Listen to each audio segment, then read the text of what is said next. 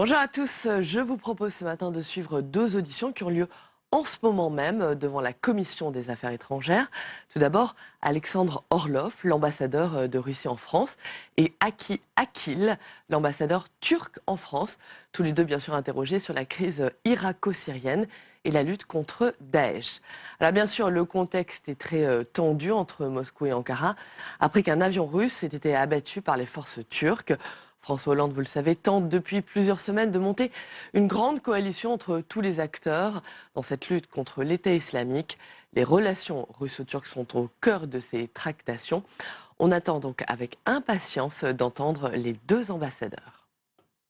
Bien, mes chers collègues, je vous propose que nous ouvrions notre séance en souhaitant la bienvenue à son Excellence, Monsieur l'ambassadeur Orlov, dont nous apprécions beaucoup la présence, mais aussi la personnalité avec laquelle nous pouvons toujours avoir des débats denses, pertinents et qui enrichissent beaucoup nos réflexions. Donc je lui souhaite la bienvenue et je lui exprime notre gratitude pour sa disponibilité.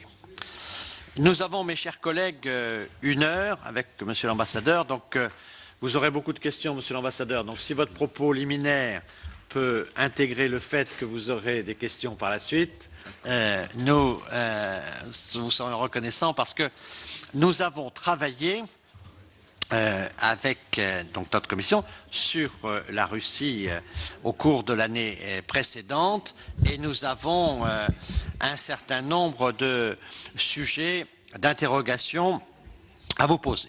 Sur le fond des choses, d'abord, nous sommes heureux de voir que les relations franco-russes ont évolué dans la bonne direction. C'est un point très important pour nous tous, à la fois conforme à notre histoire, mais aussi conforme à nos intérêts. Et donc, quand l'intérêt et l'histoire et les valeurs se retrouvent, c'est des positions fortes. Et donc, dans ce contexte nouveau, d'une certaine manière, notamment en ce qui concerne la crise syrienne, on voudrait avoir votre vision des choses.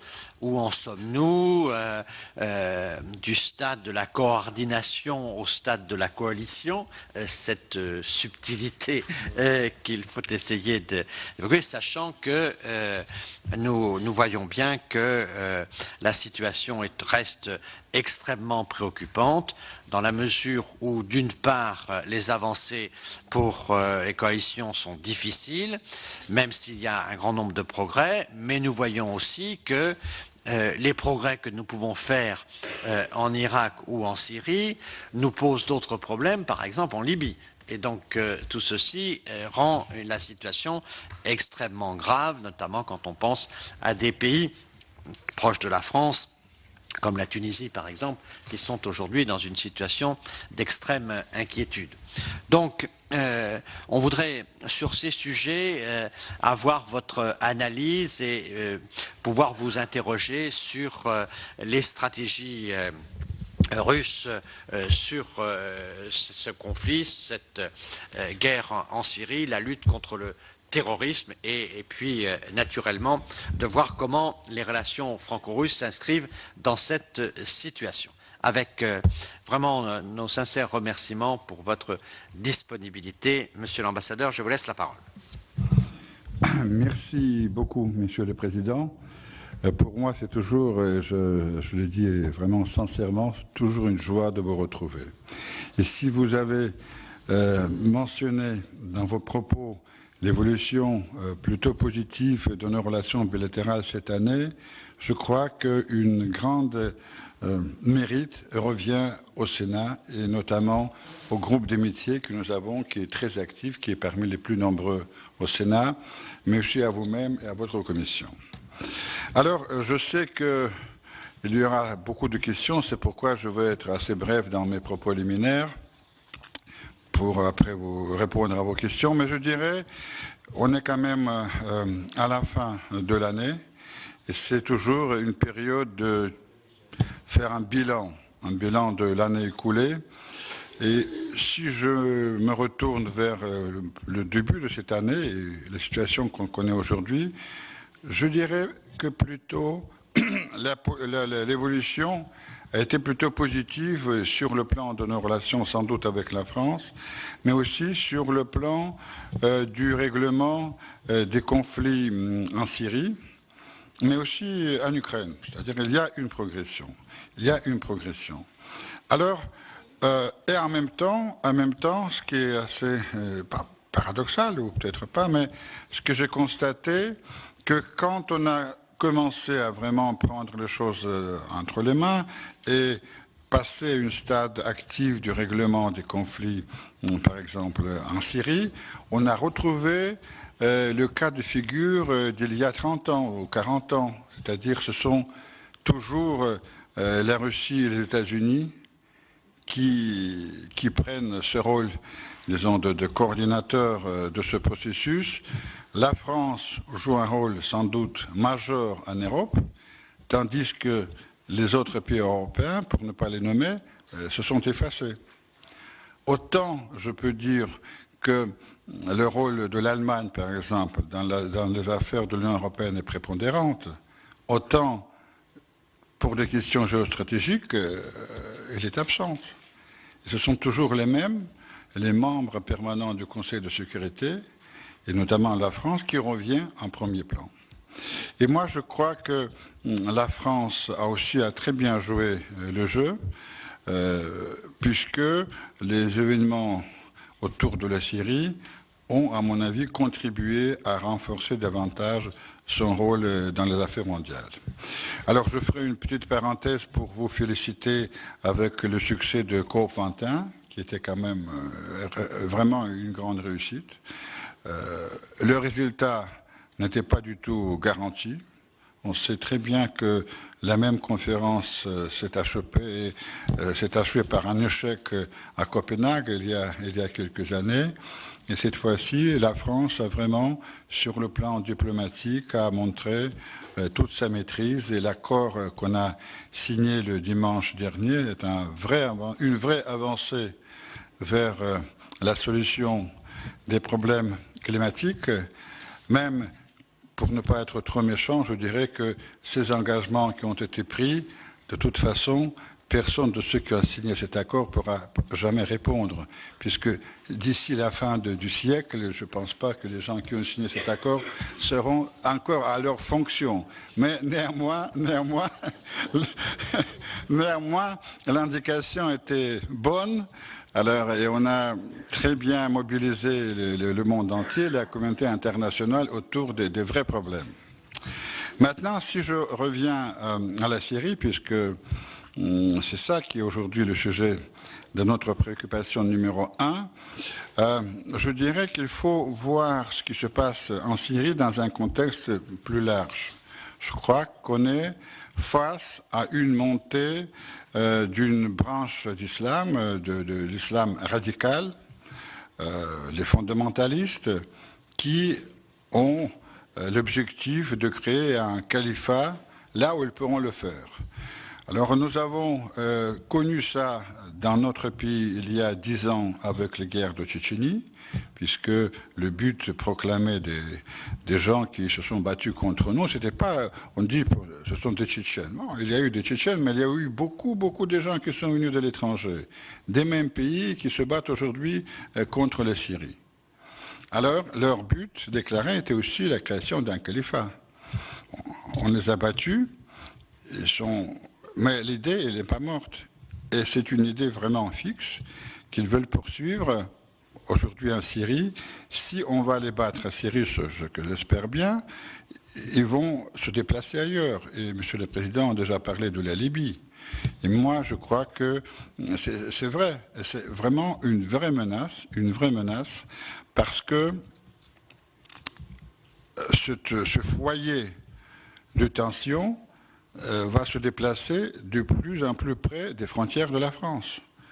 Puisque je crois que ce que cherchent les islamistes, ce sont des vides, des endroits où ils peuvent établir leur califat, Alors, il y a, si ce n'est pas la Syrie, ils peuvent aller vers Afghanistan, puisque si la coalition parte de l'Afghanistan, c'est clair que le gouvernement va tomber, les talibans vont revenir, et alors ça sera une possibilité qui nous préoccupe énormément, puisque l'Afghanistan, c'est à nos frontières.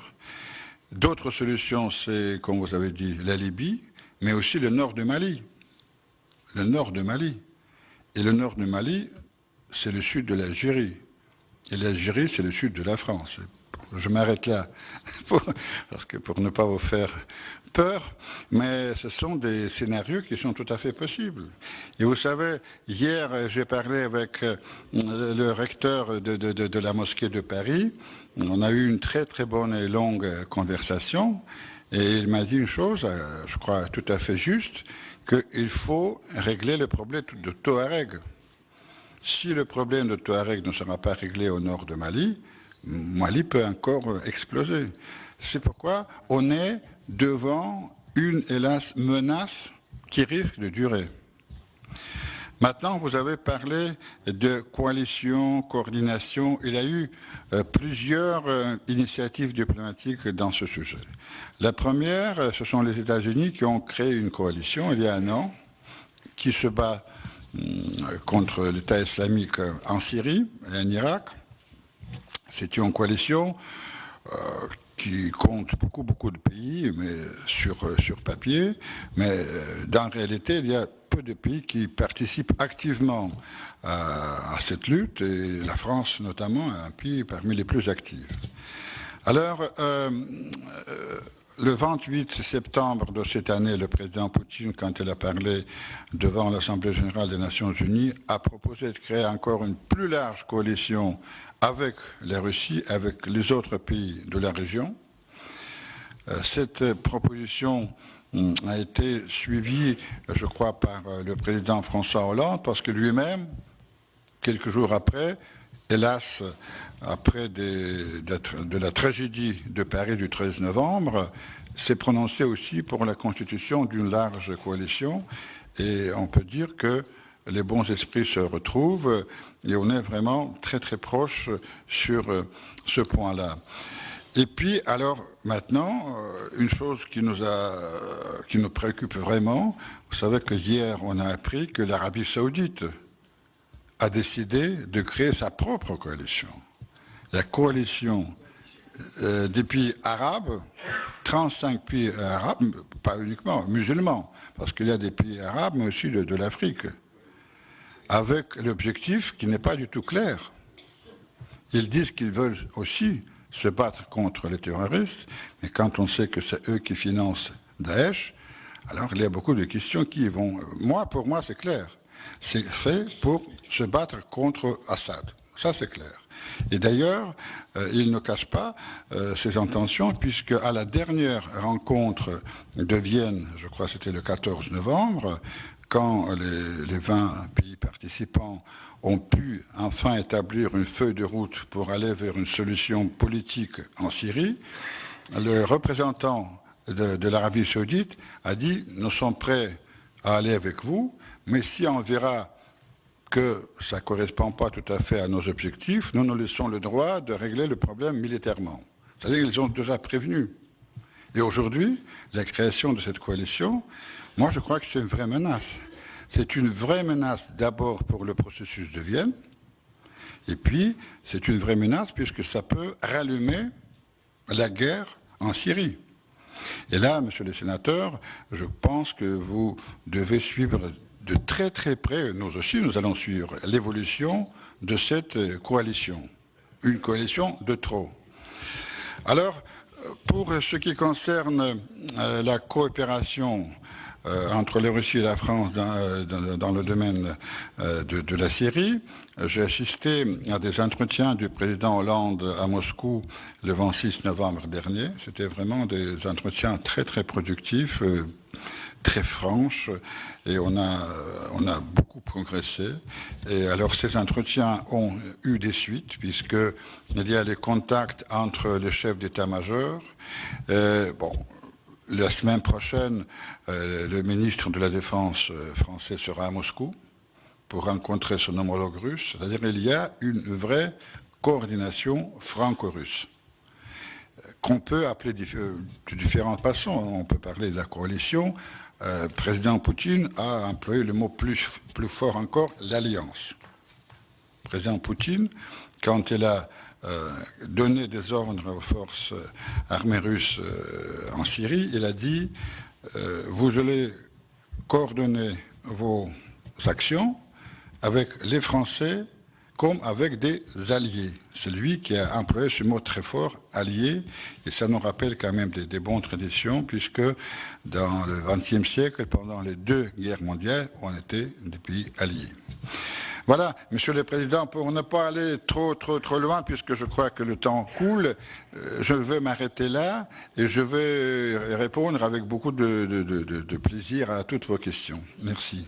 Merci beaucoup, Monsieur l'Ambassadeur. Je vais d'abord donner la parole à nos 2 rapporteurs du dossier Russie présenté l'année dernière, Madame Josette Durieux, puis ensuite Monsieur Delpic.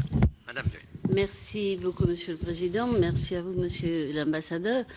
Bon, pour reprendre votre dernier mot, notre rapport et la position de cette commission, et je pense de l'ensemble de la classe politique, c'est de dire qu'avec la Russie, il faut renouer le dialogue, que la Russie doit être un partenaire, et vous venez de dire maintenant un allié. Et je pense que c'est la direction, effectivement, qu'il faut prendre et que nous souhaitons prendre. Alors, j'ai 2 ou 3 questions, j'en aurais beaucoup à vous poser. Vous avez dit à juste titre la montée de l'islam radical, sans déplacement, bref, le danger de Daesh est évident dans votre propos. La première question, et puis nous sommes entretenus récemment avec notre ministre de la Défense, pourquoi ne consentez-vous que 30% de vos frappes contre Daesh? C'est quand même pas comme ça qu'on va l'arrêter et à plus forte raison le détruire. C'est ma première question. Et la seconde, automatiquement, on se demande quel est votre agenda, quel est réellement sur le terrain, sur celui-là et sur les autres globalement, quelles sont les positions de la Russie, surtout quels sont les objectifs de la Russie, notamment là.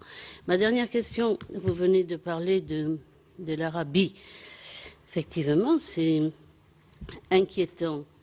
Mais finalement, il y avait eu quelque chose de très positif ces jours derniers en Arabie, à Riyad, à savoir cette opposition, qu'elle soit militaire ou qu'elle soit politique, elle s'est structurée. Alors ma question elle porte sur ça, d'abord, cette opposition structurée de cette façon, vous paraît-elle crédible? Est-ce que le régime syrien peut considérer qu'il a à parler avec cette opposition qui est représentative? Et pour finir, en ce qui concerne l'Arabie, oui, ça peut être une menace. Le seul problème, c'est de savoir ce qu'elle veut faire sur le terrain, puisque nous aspirons à voir les forces locales s'engager sur le terrain. Alors, deux questions. Et la première, les forces armées syriennes, saoudiennes se révèlent faibles au Yémen. Et l'initiative de l'Arabie, est-ce que dans le fond, on ne sait pas exactement ce à quoi elle va aboutir, mais est-ce qu'elle ne peut pas aboutir à quelque chose que nous pourrions faire évoluer positivement?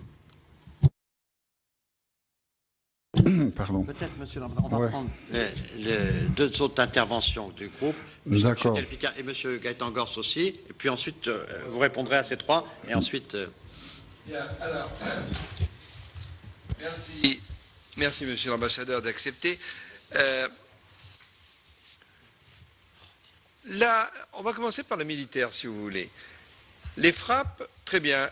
Bon, on dit 30%, c'est pas exactement, mais disons 30%. Les frappes, on ne peut pas venir à bout de Daesh uniquement par les frappes. Donc il y a la question de l'intervention au sol.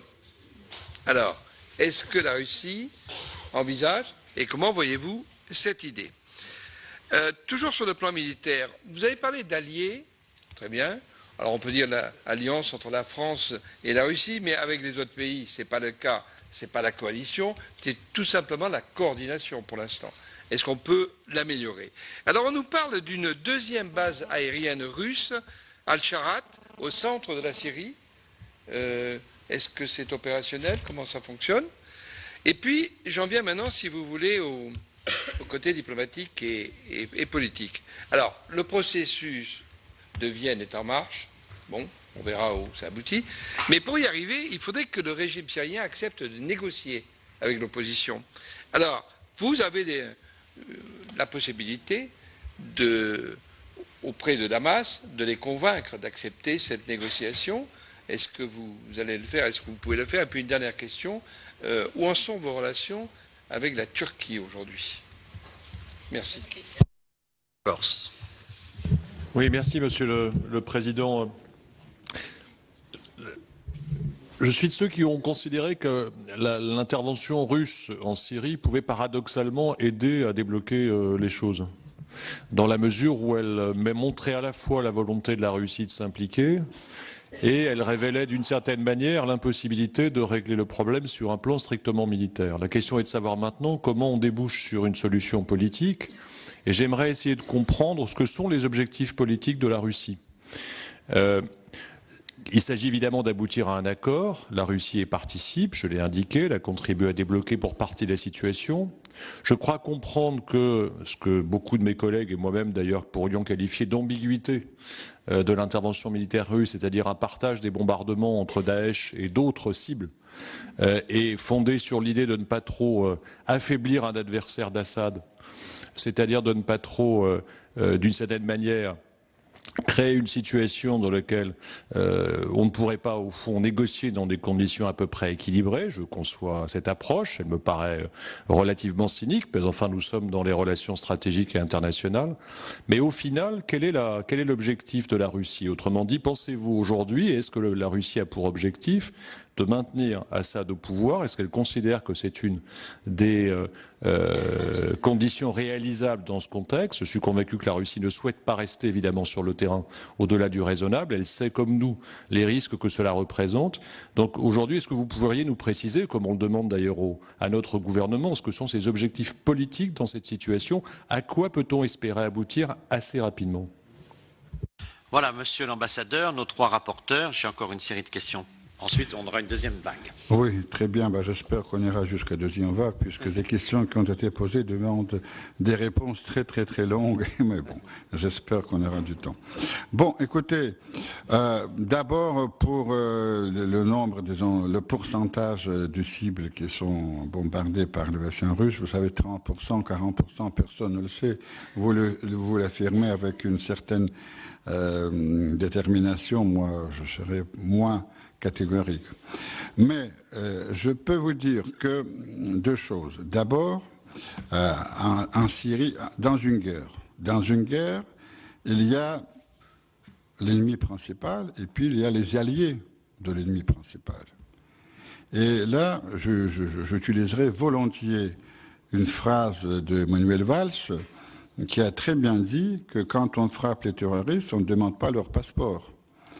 Et alors, nous sommes en Syrie sur l'invitation du gouvernement syrien, du président syrien. On est là pour appuyer l'armée syrienne contre Daesh, mais contre d'autres groupes terroristes qui se battent avec Daesh contre le régime, contre l'État syrien. Et alors, on frappe tous ceux qui se battent contre l'État syrien, c'est-à-dire les alliés de Daesh sont aussi frappés. Et alors, la question maintenant se pose de l'opposition modérée. D'abord, le mot modéré est très très relatif. Vous savez, où est la définition? Qu'est-ce que c'est que l'opposition modérée? Les gens qui ont pris les armes pour se battre contre son propre pays, leur propre pays, pour nous, ce n'est pas opposition modérée. Alors, il faut vraiment en finir avec les ambiguïtés.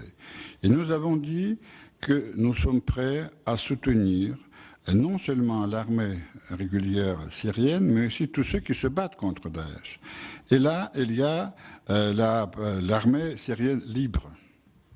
Alors, l'armée syrienne libre, c'est quelque chose que, bon, c'est pas très homogène, il y a plusieurs groupes dans cette armée syrienne libre, mais il y a déjà certains groupes de l'armée syrienne libre qui sont soutenus par notre aviation. Alors c'est un fait nouveau, ça montre notre évolution, que nous soutenons tous ceux qui se battent contre Daesh et ses alliés. Nous soutenons sans doute les Kurdes, parce que c'est ça, ce sont des gens qui se battent contre Daesh. Voilà. Alors, dans une guerre, il faut choisir son camp. Et là, le problème, justement, je crois, des pays comme l'Arabie Saoudite, Qatar et la Turquie, c'est qu'ils n'ont pas choisi leur camp. D'une part, la Turquie, membre de l'OTAN et membre de la coalition, mais en même temps, nous savons très très bien que là, c'est un complice de Daesh. Les combattants, les djihadistes qui viennent de l'Europe transitent essentiellement par la Turquie, les armes aussi, et puis nous savons que pour le financement de l'État islamique, la source principale, c'est le pétrole, qu'ils volent dans les territoires occupés et qui transite aussi par la Turquie, par les ports turcs. Alors, la Turquie doit choisir son camp. Ou bien elle est avec nous, ou bien elle est avec les islamistes. D'ailleurs, c'est pas uniquement la Russie qui le dit. Maintenant, je constate que même les Américains le disent. Et les Américains ont appelé les Turcs à fermer vraiment leurs frontières avec la Syrie. Parce qu'il y a une bande à peu près d'une centaine de kilomètres qui est tout à fait poreuse, où on peut passer du côté et de l'autre. Alors, je suis d'accord avec vous qu'avec les seules frappes aériennes, peut-être on n'arrivera pas à battre Daesh, puisqu'on constate que c'est une force bien constituée et assez considérable, qui est bien armée. Il faudrait sans doute une opération au sol. Alors, pour la Russie, comme pour la France et comme pour les États-Unis, je pense que c'est inconcevable que nous allons envoyer nos troupes au sol. Ça, je peux vous dire que les Russes ne vont pas envoyer les troupes au sol. Voilà, Afghanistan, on a eu déjà justement des amères leçons d'Afghanistan, on a bien appris. Et puis alors, surtout que tout envoi des troupes au sol demande une autorisation spéciale de notre Parlement, et je ne pense pas que le Parlement russe, tout en étant derrière Poutine, va voter l'envoi de ces troupes. Non, c'est une hypothèse qui est totalement exclue. Mais il faut qu'il y ait quelqu'un qui se batte sur le sol.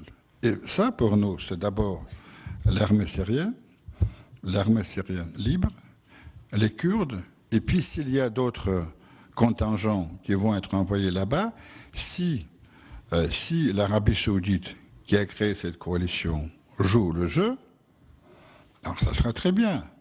Ça sera très bien, ça sera vraiment une force. Mais vous savez, l'Arabie Saoudite et l'État islamique, la seule différence, que l'Arabie Saoudite a ses frontières et l'État islamique pas. Mais le contenu est le même. C'est le même État, la même idéologie, les mêmes lois. C'est pour ça que j'ai quelques doutes quand même sur la sincérité de nos amis saoudiens. Mais on verra bien sur le terrain. Alors, pour la feuille de route qui a été adoptée à Vienne le 14 novembre, justement, on a décidé ensemble, avec tous les pays participants, que pour avancer vers un règlement politique, il faut d'abord faire la liste de l'opposition, disons, constructive, qui est prête à participer au processus politique, à négocier avec le régime de Assad pour préparer l'avenir de la Syrie. Et cette tâche a été confiée à l'Arabie Saoudite. Et vous savez, vous avez mentionné, c'était le 8 et le 10, c'est-à-dire c'était la semaine dernière, il y a eu la réunion de différents groupes d'opposition à Riyad qui ont constitué une sorte de délégation. Et une autre tâche a été confiée à la Jordanie, qui doit préparer la liste des organisations terroristes à abattre, à combattre. L'idée que quand cette liste sera entériné par le groupe de Vienne, on va cesser de battre sur l'opposition qui est reconnue comme telle, mais on va continuer à se battre contre les groupements terroristes.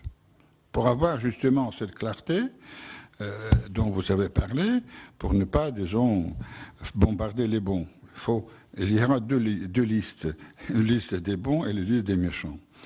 On est aujourd'hui à ce stade-là.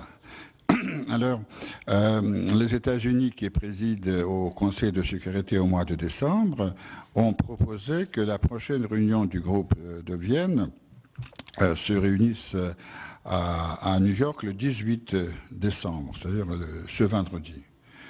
Cette proposition a été acceptée. Hier, John Kerry a été à Moscou.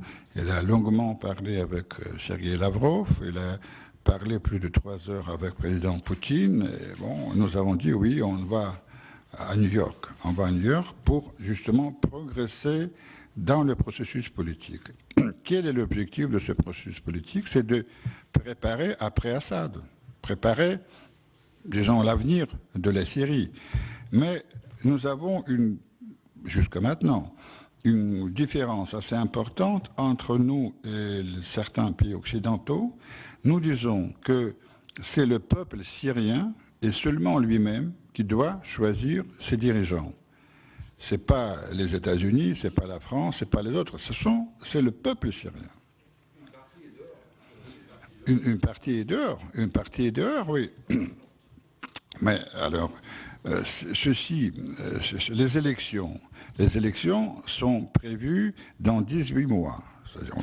Dans 18 mois, d'une date fixe qui sera fixée. Elle n'est pas encore fixée.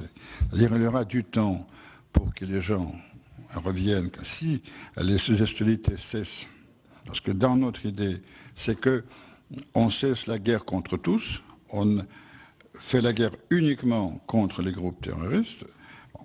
Il y aura des régions entières de Syrie qui seront apaisées, que certains réfugiés vont revenir, sans doute, peut-être pas tous.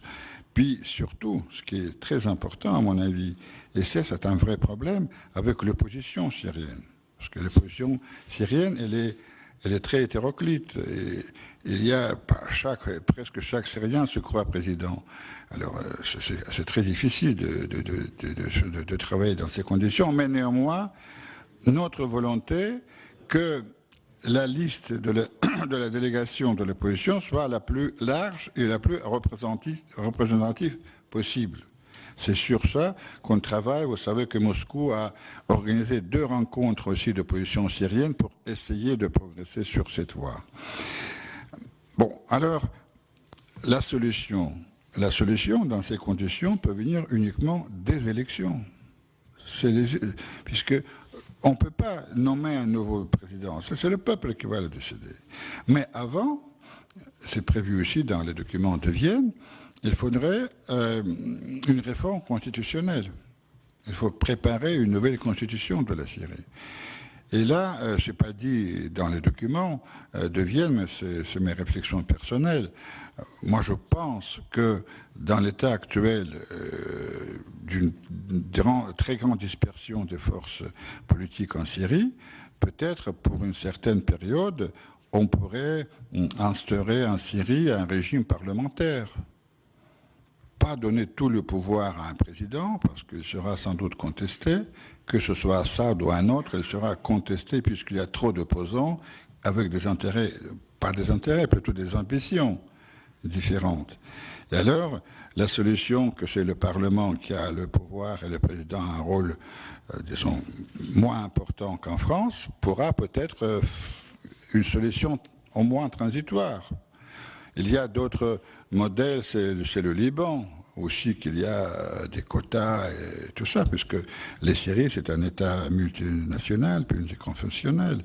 C'est-à-dire il y a une place pour une négociation entre les diplomates, entre les experts du droit constitutionnel, qui doivent prévoir cette nouvelle constitution. Et après, quand on va arriver 18 mois après aux élections, il faudrait que ces élections soient bien sûr organisées avec, sous le contrôle de la communauté internationale, avec toutes les normes qui sont prévues dans les occasions dans nos pays, et que toutes les forces d'opposition puissent participer à ces élections. Voilà, nous n'avons pas d'autre objectif, Madame Durieux, pas du tout. Et alors, si la Russie se bat en Syrie, nous avons aussi clairement indiqué que si nous bombardons Daesh en Russie, c'est parce que nous ne voulons pas qu'il vienne chez nous. Nous savons, et c'est la même logique qu'a la France, qu'a le président Hollande, puisque parmi les combattants de Daesh, il y a, je crois, plus de 2000, disons, ressortissants. On dit russes, mais ce sont sans doute pas russes, ce sont plutôt des gens du Caucase. Il y a pas mal de Tchétchènes et d'autres gens des musulmans russes qui se battent du côté de Daesh. Et le président Poutine a dit d'une façon claire, un peu cynique, qu'il vaut mieux les battre là que chez nous. Mais ça, c'est clair. C'est ça, là. C'était la raison principale pourquoi la Russie est intervenue en Syrie militairement. Vous avez parlé de deuxième base aérienne. C'est une possibilité, parce qu'à ma connaissance, elle n'est pas encore opérationnelle, mais c'est une possibilité puisque nous voulons quand même renforcer notre présence militaire en Syrie, renforcer l'appui aux troupes au sol pour en finir le plus tôt possible avec Daesh. Nous ne sommes pas là pour rester des années et des années. Notre intérêt est de partir le plus vite possible. Mais là, encore une fois, comme nous sommes en Syrie sur l'invitation du gouvernement de la Syrie, quand le gouvernement de la Syrie dira « très bien, merci, on n'a plus besoin de vous », on partira le cœur léger. Ce n'est pas notre intérêt de nous rester là-bas éternellement. Bon, je crois que j'ai répondu à... Bon, si j'ai oublié quelque chose, vous me rappelez. Ne vous inquiétez pas, ça va revenir avec d'autres questions. Parce que j'en ai toute une série. Je demande aux uns et aux autres d'être très rapides dans les questions, de manière à ce qu'on puisse avoir le plus de temps possible pour les répondre. Christian Cambon. Merci Président, merci Monsieur l'Ambassadeur. Moi je voudrais vous interroger sur les relations entre la France et la Russie. Ces relations ont subi des phases de grande tension, notamment autour de l'affaire de l'Ukraine, avec les conséquences qui sont connues de tout le monde, notamment le régime de sanctions qui a été imposé par une partie de l'Europe à l'endroit de la Russie. Ces sanctions ont du reste eu aussi des conséquences assez néfastes pour notre propre pays, notamment dans le domaine agricole et agroalimentaire. Et puis, nous avons assisté à la suite des attentats à un changement de pied de la part de la diplomatie française, et notamment de notre ministre des Affaires étrangères, qui a brusquement changé son logiciel. Maintenant, nous nous trouvons dans une phase de coopération. Des navires russes accompagnent le Charles de Gaulle. Il y a des échanges de renseignements et on essaye tous les uns et les autres d'aller vers cette coalition unique que le président Poutine avait proposée à la tribune des Nations Unies et que François Hollande a accepté dans sa visite du 23 novembre à Moscou. Donc moi je voulais savoir quel était au jour d'aujourd'hui l'état de la relation entre la France et la Russie. Est-ce qu'on peut imaginer que cette situation de sanctions puisse être revue au bénéfice des deux pays, car nous sommes nombreux ici à penser qu'une relation forte entre la France et la Russie est absolument nécessaire. Donc pouvez-vous nous faire le point sur les évolutions possibles de cette relation ? Rapidement, Monsieur l'Ambassadeur, le Sénat m'a demandé d'assurer la présidence du groupe d'amitié avec l'Asie centrale, donc j'y suis souvent. Et je me souviens, il y a 3 ans, je n'étais pas encore président avec Monsieur Dulé, nous avions rencontré le président du Sénat du Kazakhstan, qui est quand même important puisqu'il apparaît comme un successeur. Et à l'époque, il était très sensible à l'impénétration de Daesh dans l'ensemble du monde musulman, que ce soit l'Asie centrale, que ce soit les Philippines, que ce soit la Malaisie et d'autres pays, et qui souhaitait faire un grand rassemblement de tous ces musulmans. Ça n'a pas été fait, je l'ai revu après à l'OSCE, ça n'a pas été fait. Mais moi-même, j'étais récemment encore à Ashgabat, à cette grande réunion pour les 20 ans de de la neutralité du Turkménistan, il y avait tout le monde, enfin, il y avait le président turc, il y avait beaucoup de monde, il y avait les Russes, il y avait tout le monde. Et on se rend compte vraiment que Daesh pénètre dans le monde entier, enfin dans le monde musulman entier, que ce soit d'ailleurs au nord de la Chine, dans l'Ouïghour, elle est partout. Et moi, quand j'ai vu que cette initiative de l'Arabie Saoudite se faisait, j'ai pensé à cette initiative que les musulmans modérés d'Asie centrale voulaient faire. Alors, vous-même, vous avez une position plutôt négative en disant, mais c'est pour peut-être prendre la main. Mais c'est vrai que comme ma collègue Josette Durieux, je m'interroge savoir si cette initiative peut-être pourrait être positive si on arrive à la recontrôler, à l'éviter. C'est un peu ce que je rejoins avec Josette. Oui, merci Monsieur le Président.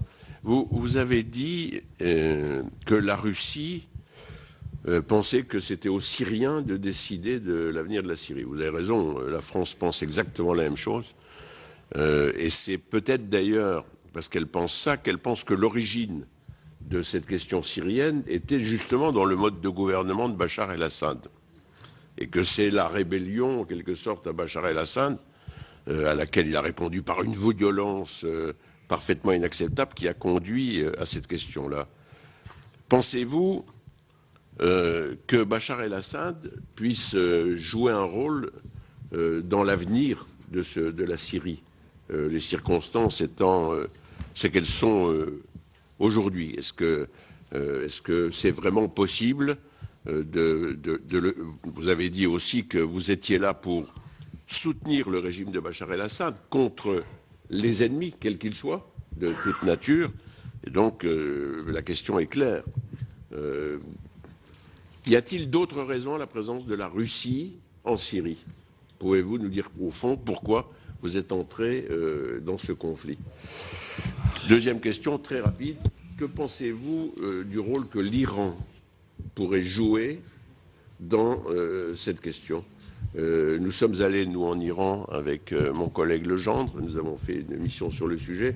Et chaque fois que nous les avons interrogés sur leur volonté de jouer un rôle ou pas, d'autant qu'ils revenaient en quelque sorte dans le concert des nations après le traité sur le nucléaire, auquel vous avez participé d'ailleurs, et tout le monde y a bien participé, eux assurent qu'ils veulent jouer un rôle de stabilité dans cette affaire-là. Qu'est-ce que vous pensez du rôle qu'ils peuvent jouer? Monsieur le Président, merci. Je vais essayer d'être rapide aussi. Je voulais saluer votre franchise et votre franc-parler. Pour rebondir et puis élargir un peu le spectre, Daniel a parlé de l'Iran. J'aimerais connaître votre position et votre vision, en tout cas, de post-Daesh en Irak, puisqu'on on était aussi amené à parler de l'Irak aujourd'hui. Et puis comment, pour revenir à l'Iran, comment est-ce que vous percevez la relation entre, justement, vous en avez parlé, la relation irano-saoudienne dans les prochaines années, si on se projette un peu dans des perspectives qui pourraient nous amener à je l'espère, avoir une victoire militaire sur le terrain? Oui, Monsieur le Président, merci. Monsieur l'ambassadeur, est-ce que la question ukrainienne peut être un frein à cette alliance que le président Poutine appelle de ses voeux pour passer d'une simple coopération, enfin simple, c'est déjà un gros progrès, une coopération à une alliance, ou bien est-ce que cette alliance, si elle se confirme, si elle se forge sur le théâtre d'opération, peut permettre ensuite ou simultanément d'avancer sur le dossier ukrainien? Et merci Monsieur le Président, Monsieur l'ambassadeur, Excellence. Moi, une petite question, parce que vous avez répondu à d'autres collègues tout à l'heure sur ces sujets. Moi, j'ai un trou dans la compréhension du sujet. On parle d'élections dans 18 mois, vous en avez parlé, avec des populations qui seraient revenues en Syrie. Cela suppose que le territoire soit sous contrôle militaire absolu.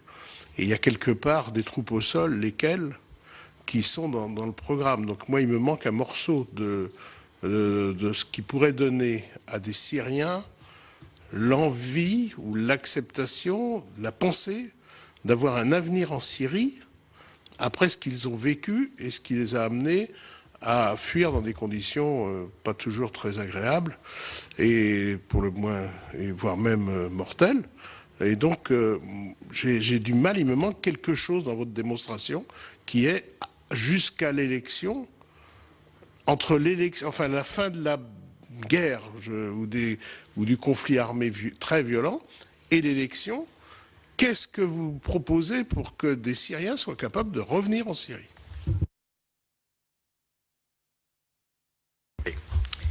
Merci. Vous aurez un panel de la préoccupation des sénateurs. Merci, Monsieur le Président.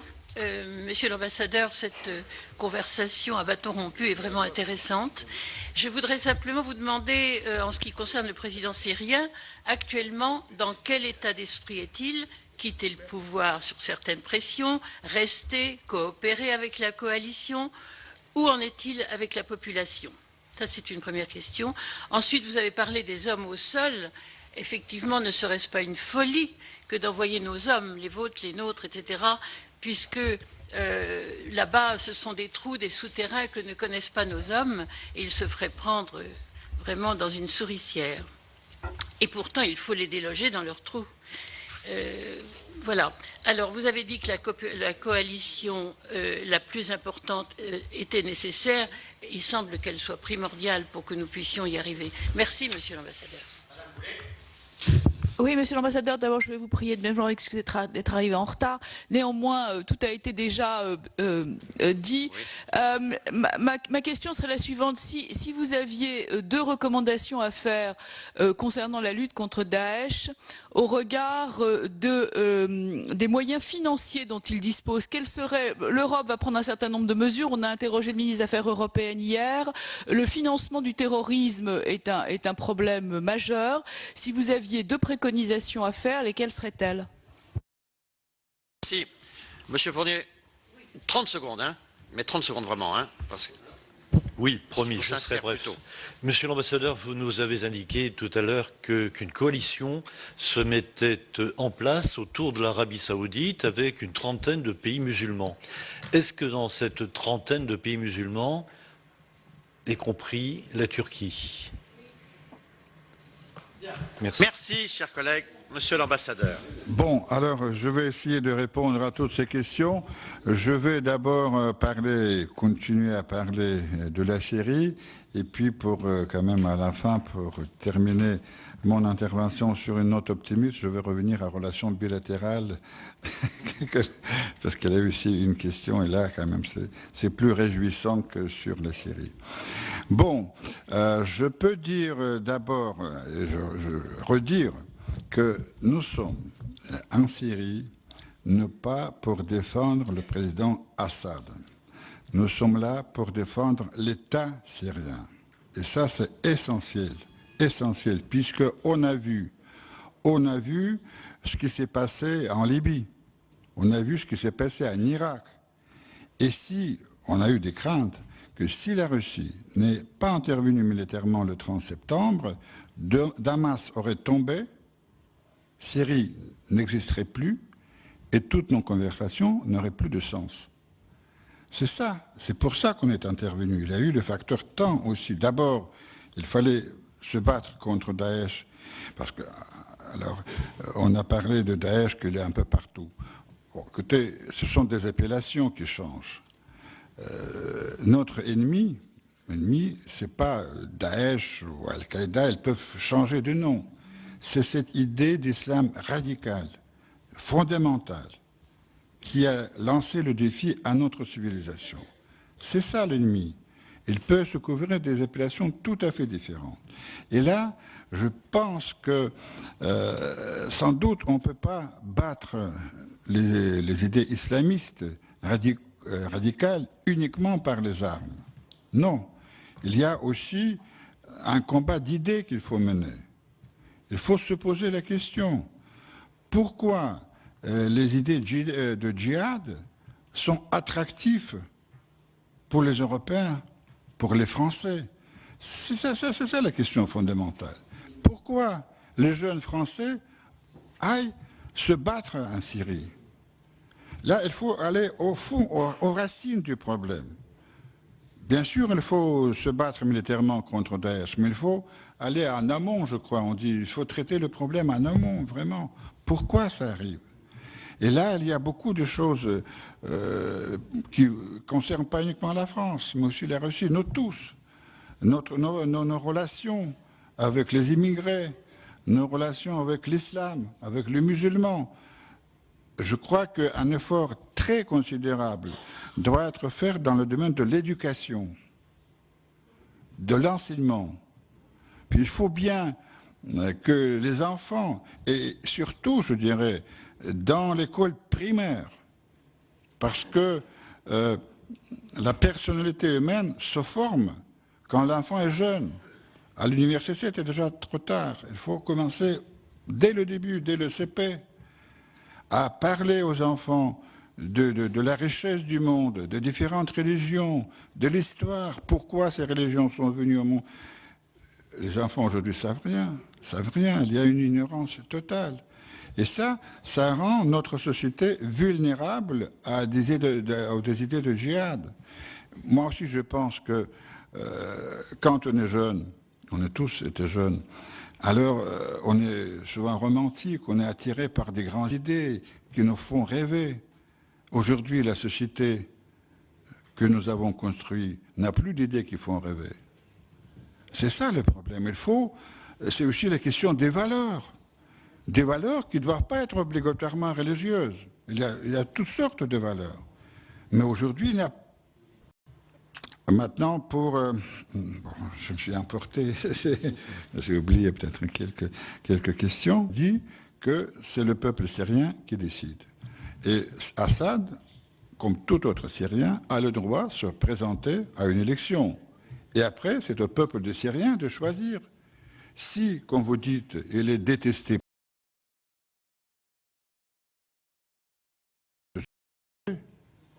maintenant, comment faire les élections? Bien sûr, les élections en Syrie, même dans 18 mois, ne seront pas les mêmes qu'on a connues dimanche dernier en France. La situation est complètement différente. On peut aussi, comme vous dites, imaginer qu'il y a des votes étrangers. C'est-à-dire là, on peut tout organiser, mais il n'y a pas d'autre solution. C'est la solution la plus démocratique. Le vainqueur doit sortir des urnes. Voilà. Et il faut qu'on travaille ensemble à cette solution. On a encore du temps, mais encore une fois, je reviens, qu'à mon avis, on parle d'Assad, on parle des élections, mais on ne parle pas du tout de cette réforme constitutionnelle, parce que c'est très important. Qu'est-ce que nous allons mettre dans cette nouvelle constitution qui va préfigurer les séries de demain? Et là, nous sommes tout à fait prêts. Je sais que la France a joué un rôle éminent dans la création de la série que nous connaissons aujourd'hui. Alors la France peut jouer ce rôle avec les autres. Vous avez parlé de l'Irak, je crois. Quelqu'un m'a posé la question sur l'avenir de l'Irak. L'Irak, c'est un pays qui était complètement détruit. Il faut faire renaître l'Irak. Moi, je veux encore une fois exprimer un point de vue personnel, une hérésie, mais à mon avis, vu la pagaille généralisée dans cette région du monde, peut-être qu'il faut convoquer une grande conférence internationale pour réfléchir sur l'avenir non pas seulement de la Syrie, mais de toute la région. Peut-être l'Israël mis à part parce que c'est un problème un peu particulier. Mais il y a le problème kurde. Le problème kurde. Et moi, je pense que le peuple kurde a les mêmes droits que le peuple palestinien à avoir son propre État. Aujourd'hui, les Kurdes habitent dans 4 pays. C'est l'Irak, Syrie, Turquie et Iran. Alors, on peut imaginer que, quelque part dans cette région, ils vont avoir un État, pourquoi pas. Mais ça, c'est vraiment l'effort de la communauté internationale. Il faut, comment dire, profiter du mal pour faire du bien. Et s'il y a cette pagaille là-bas, peut-être qu'on pourra sortir à quelque chose de nouveau qui soit plus stable, plus tenable. Il y a beaucoup de choses. La Turquie, vous avez posé la question des relations avec la Turquie. Ben, elles sont aujourd'hui franchement mauvaises. Franchement mauvaises. Pourquoi? Parce que nous avons considéré Turquie comme un pays allié et comme notre partenaire. Le président Poutine a vu Erdogan à Antalya en marge du G20 il y a un mois à peine. Ils ont très bien parlé, ils ont signé beaucoup d'accords. On pensait de développer d'une très bonne coopération avec la Turquie. Et puis, alors, il arrive cet incident d'avion qui a été lâchement abattu dans le dos. Et pour le président Poutine, ça a été ressenti comme une trahison. Et trahison, c'est le pire crime qu'on peut commettre. Bon, je ne suis pas un prophète, mais je pense que les relations entre Poutine et Erdogan sont compromises pour très très longtemps. D'ailleurs, on vient d'annuler un sommet entre la Russie et la Turquie qui était programmé pour le mois de décembre. On l'a reporté. Alors, vraiment, c'est cette conduite, à mon avis, tout à fait responsable de la Turquie. Les Turcs, ils auraient pu, après l'incident d'avion, tout de suite téléphoner en disant bah, écoutez, bon, c'est arrivé, on s'excuse. Pas du tout. Pas du tout.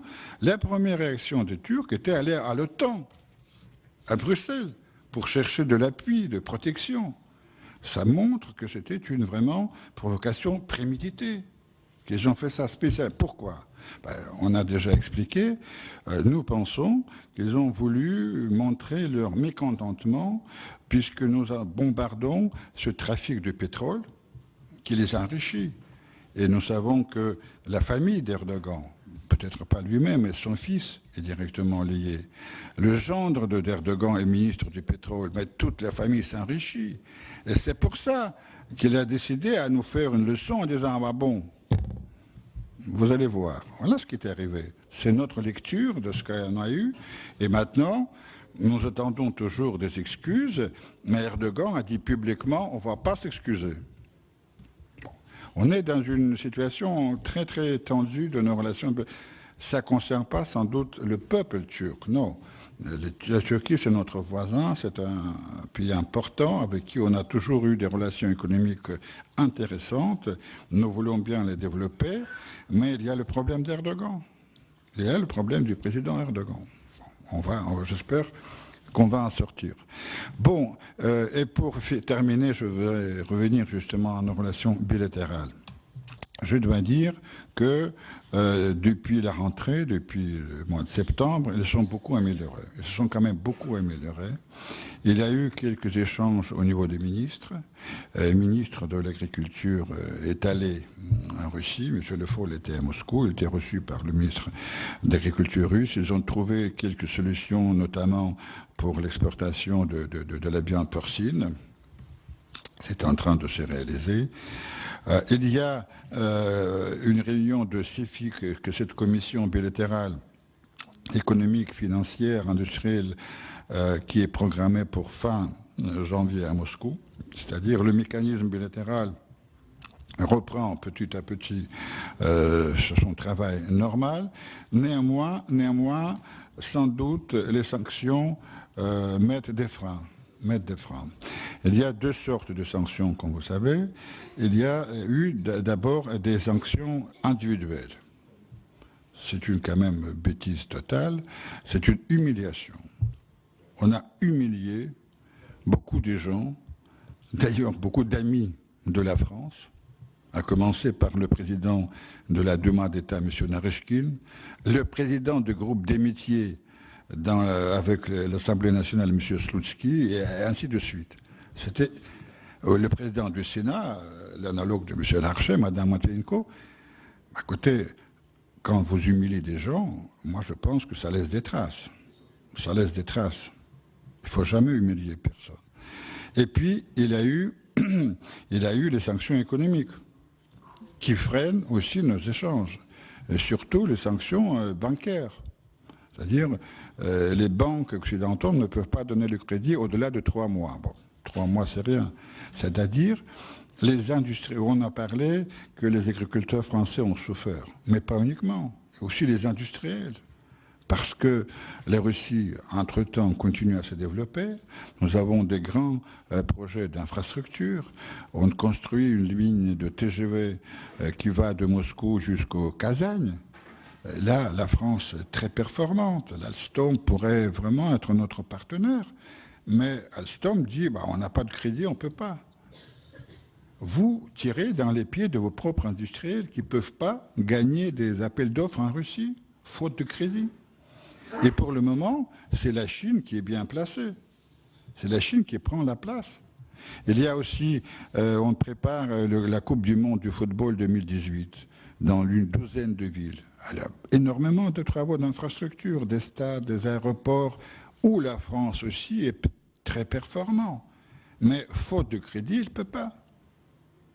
Et puis, alors, je dirais même au-delà des sanctions formelles, il y a une peur généralisée, et surtout dans le secteur français bancaire.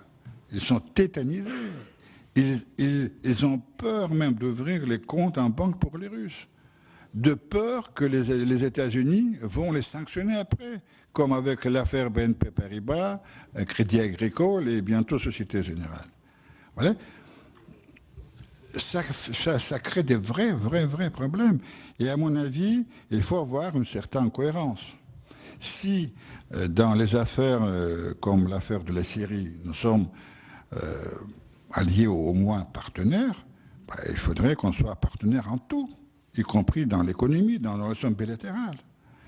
Mais ici, on voit les conséquences de toute une évolution de l'Europe de ces dernières décennies, puisque la France, hélas, a délégué une grande partie de son souveraineté à Bruxelles, et elle est liée par ses engagements. Elle veut sortir des sanctions, mais elle ne peut pas. Elle est devenue l'otage des petits pays comme les pays baltes et polonais qui ont leur propre phobie, leur propre complexe, qui empêchent des pays comme l'Allemagne et la France de développer, de construire des relations positives avec la Russie. C'est un autre sujet de réflexion et pour une autre rencontre peut-être. Voilà, merci. Merci, Monsieur l'ambassadeur. On voit votre argumentation profonde. C'est vrai qu'il y a des sujets sur lesquels on pourrait réfléchir. C'est vrai que les sanctions, bon, on peut aussi parler de la cause des sanctions. Hein, c'est quand même un sujet, elles ne sont pas, ces sanctions ne sont pas arrivées sans qu'elles soient fondées du point de vue de ceux qui les ont prises. Donc ça, c'est une question. D'ailleurs, nous, on peut se poser la question aussi de l'utilité des sanctions, dans ce cas-là, comme dans d'autres cas d'ailleurs, hein, de la manière dont la sanction est prise et la partie humiliation de la sanction, enfin tout ce qui est dit. Mais disons qu'il y a une... Disons que la sanction, c'est une invention diplomatique avant les désaccords plus profonds. Donc il y a quand même un vrai sujet, mais qui naturellement ne peut pas être séparé des causes du sujet. En tout cas, on vous remercie beaucoup de la clarté, d'abord de votre français, qui est toujours admirable, ce qui est pour nous tous vraiment une source d'admiration. Et puis vous dire qu'on apprécie la clarté, la franchise des propos qui sont les vôtres. Et je pense que la diplomatie a besoin de ces efforts de clarification, parce que dans des sujets comme on l'a vu, notamment en Syrie, le nombre d'ambiguïtés générales fait qu'il est quelquefois difficile d'avoir des raisonnements clairs. Et on ne peut pas vous reprocher de ne pas être clair dans vos interventions, ce dont nous vous remercions. Merci beaucoup, Monsieur l'ambassadeur, et on souhaite pouvoir prolonger avec vous, parce qu'on se rend bien compte qu'une heure, ce n'est pas suffisant pour parler avec vous de tout ce dont nous avons envie de parler avec vous. En tout cas, merci beaucoup. Merci, je voudrais aussi vous remercier de votre attention, de votre accueil toujours amical et chaleureux. Alors on est à la fin de l'année, je voudrais souhaiter à vous tous et à vous toutes bonne fin d'année, une très bonne année 2016, qu'il soit un peu plus paisible, un peu plus réjouissant que l'année qu'on a vécue. Et puis alors j'attends à d'autres rencontres avec vous, peut-être chez moi à la résidence, mais c'est toujours un plaisir de vous rencontrer. Merci. Merci. Monsieur l'ambassadeur, voilà un an, vous étiez venu déjà devant notre commission. Nous nous souvenons qu'à propos des djihadistes, vous aviez dit « mieux vaut assécher le marécage que tuer les moustiques ». Et donc, nous sommes les uns et les autres maintenant dans cette coalition engagée dans le marécage. Et nous essayons de faire en sorte qu'on puisse combattre avec force et clarté le terrorisme et l'adversaire désigné Daesh. Donc on est très heureux de pouvoir vous entendre sur la question justement de la guerre contre le terrorisme, sur la stratégie turque, sur les priorités turques dans ces différentes parties de ce conflit, et donc de bien pouvoir ensemble discuter de les ambitions de la Turquie dans ces différents dossiers. Corrélativement à cette guerre et à l'engagement de la Turquie, la relation avec la Russie, et naturellement la préoccupation internationale de cette tension née des récents événements et donc des conséquences éventuelles et des thématiques que les uns et les autres peuvent se poser et au fond chacun reprochant un peu aux uns et aux autres de ne pas faire de Daesh le véritable adversaire et l'adversaire qui est désigné comme étant celui, en tout cas, que la France a désigné comme adversaire numéro 1. Donc la situation sur le terrain, comment vous l'analysez, les ambitions de la Turquie dans cette situation, la relation avec la Russie, et puis aussi nous parlerons des réfugiés et donc des discussions qui ont eu lieu avec l'Union européenne sur ce sujet et sur d'autres d'ailleurs.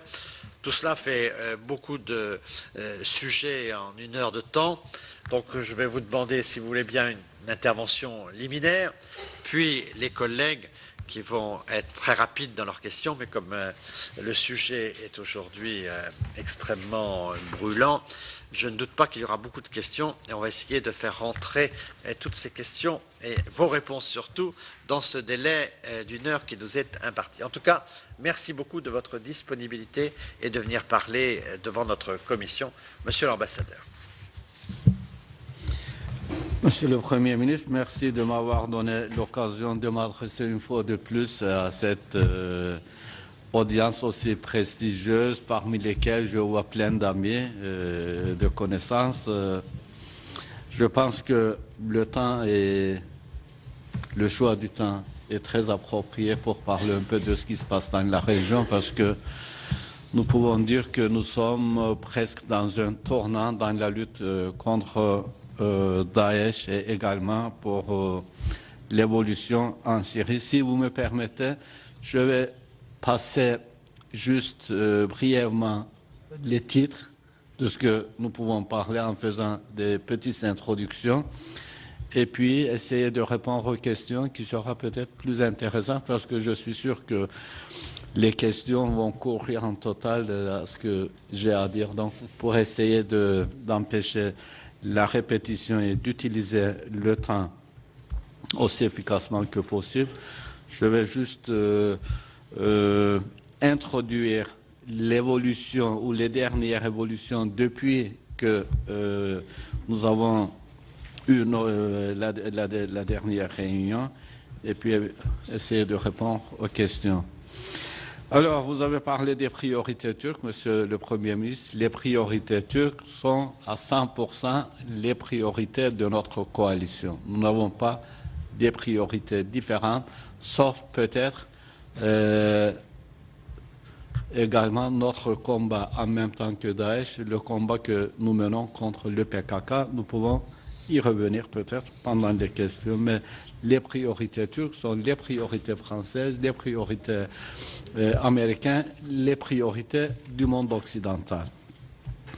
Alors, depuis la dernière fois, qu'est-ce que nous avons eu? Nous avons eu les attentats, malheureusement, d'Ankara et de Paris. Et une fois de plus, je voudrais exprimer mes condoléances à tous les citoyens français et turcs et les autres qui ont malheureusement perdu leur vie dans ces attentats. Et exprimer mes condoléances au peuple turc, français et aux familles des victimes.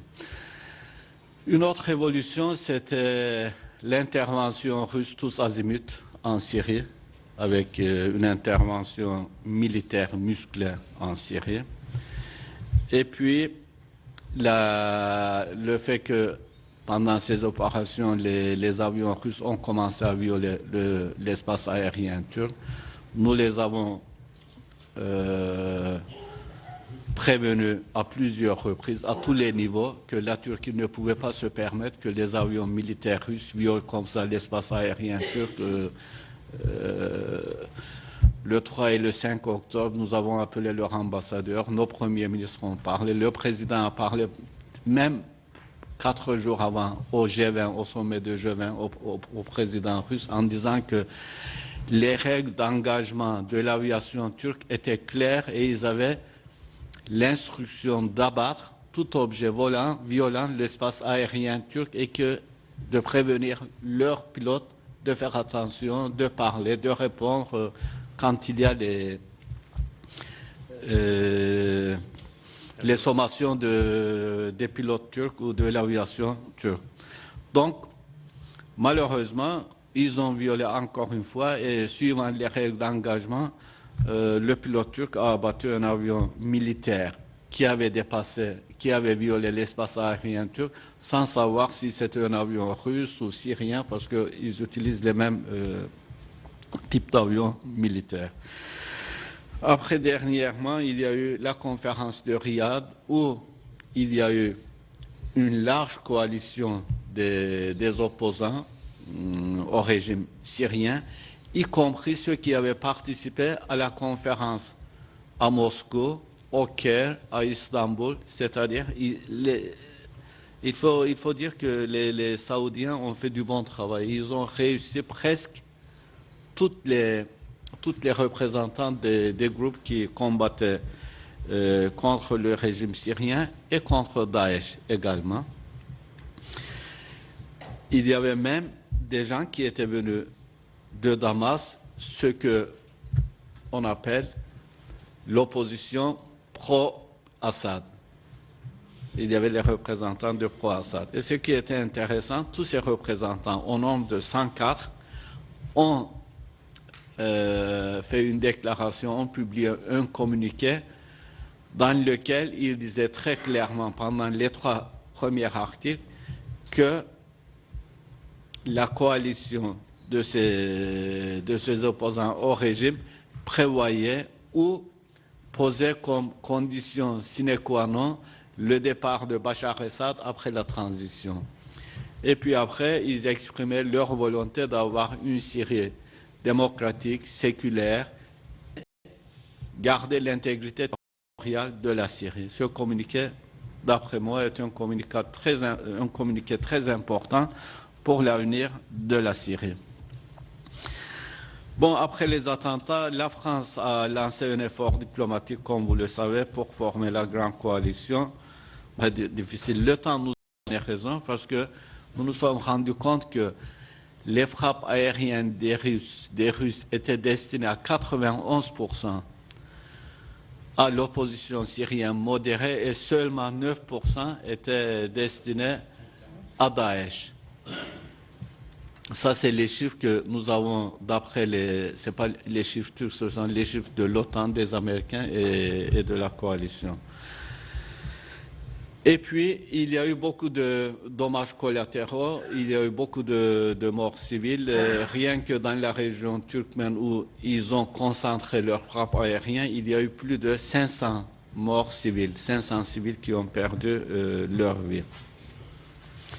Bon, maintenant, il y aura la réunion il y a eu la réunion à Paris le 14 avec la coalition, les membres de la coalition internationale avec 10 ministres des Affaires étrangères pour préparer la réunion de New York.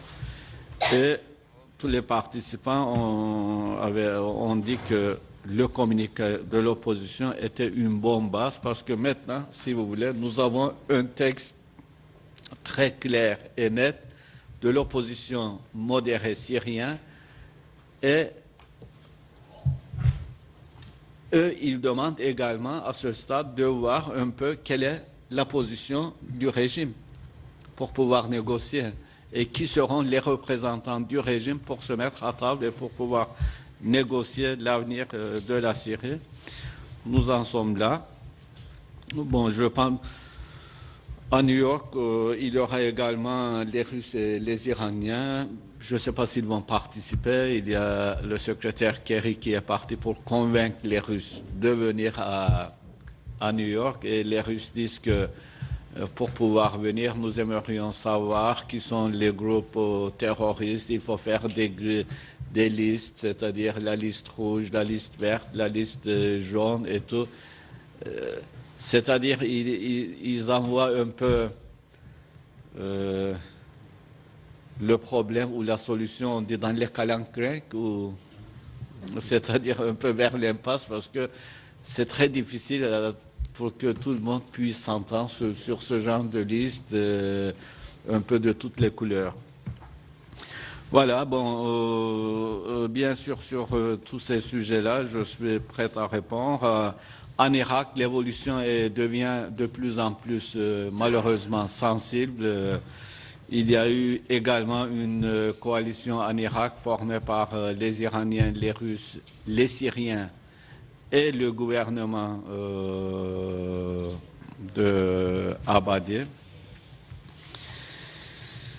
L'Irak risque d'aller vers un démembrement, malheureusement, si cette politique continue. Déjà sur le fait, sur le terrain, il y a un démembrement de fait, mais nous essayons d'éviter ce démembrement de fait à ce que ça devienne un démembrement politique, parce que nous ne voulons pas avoir à nos frontières une région dominée par Daesh et qui risque de gagner son autonomie.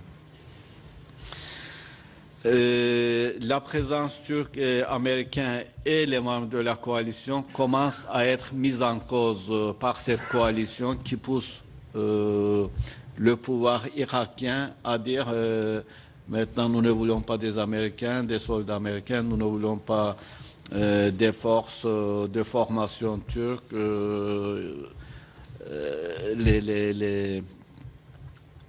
Cette coalition veut également avoir, comme je disais, leur contrôle sur le territoire irakien, et l'Iran essaie de montrer la présence des milices chiites en Irak comme si c'était une force de paix. Voilà en gros ce que je peux dire sur les problèmes de réfugiés. Peut-être on en revient en deuxième partie. En deuxième, on verra ça avec les questions forcément. Madame Goulet.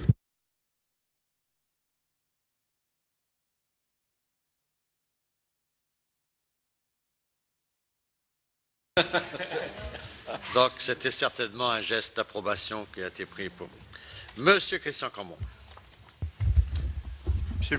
Monsieur l'ambassadeur, lors d'une rencontre récente avec vous, les parlementaires avaient souligné